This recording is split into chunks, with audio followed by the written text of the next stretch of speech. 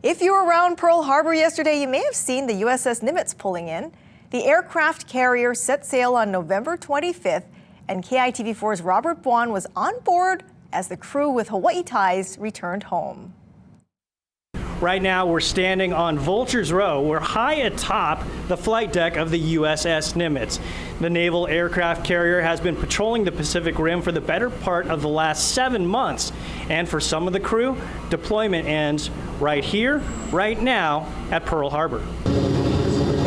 But first things first, in order to cover a story about an aircraft carrier at sea, you have to fly to the aircraft carrier on one of these.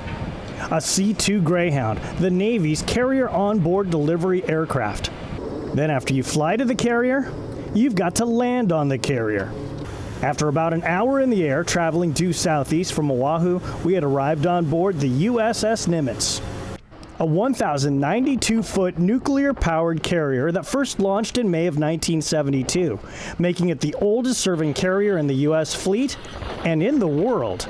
We were arriving during a deployment that began the day after Thanksgiving, and thinking our arrival was to cover what we thought initially to be the final 2 days of this mission before coming home, or so we thought.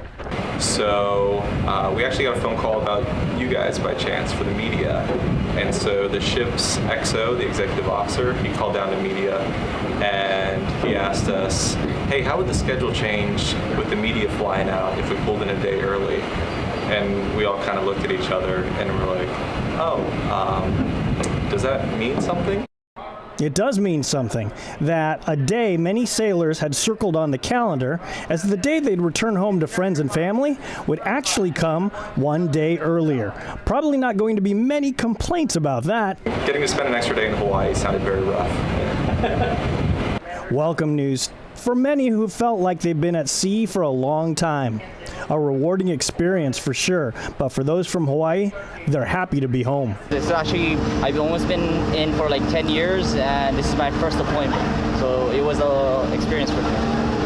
Okay. I just love stopping over ports, seeing different cultures, things that they have to offer in each port. It was awesome. Something that wasn't an option for those on the previous Nimitz deployment. Being able to hit ports this time around. Last time we weren't able to because of COVID, so it was nice to go out and actually see other countries. Exploring foreign cultures is great, but even the woman in command knows there's no place like home. Sailors join the Navy to see the world, and certainly these sailors did. But more than one of them has said, we're really glad to get back to the United States. And so when they get off the ship today or tomorrow, they may be enjoying some American.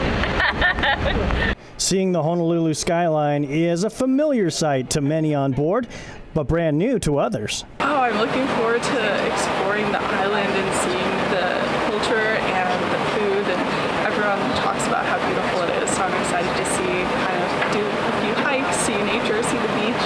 And the sign that we were coming close to home and nearing the end of the mission, sailors in dress whites on the flight deck, getting ready for the ceremonial arrival to man the rails.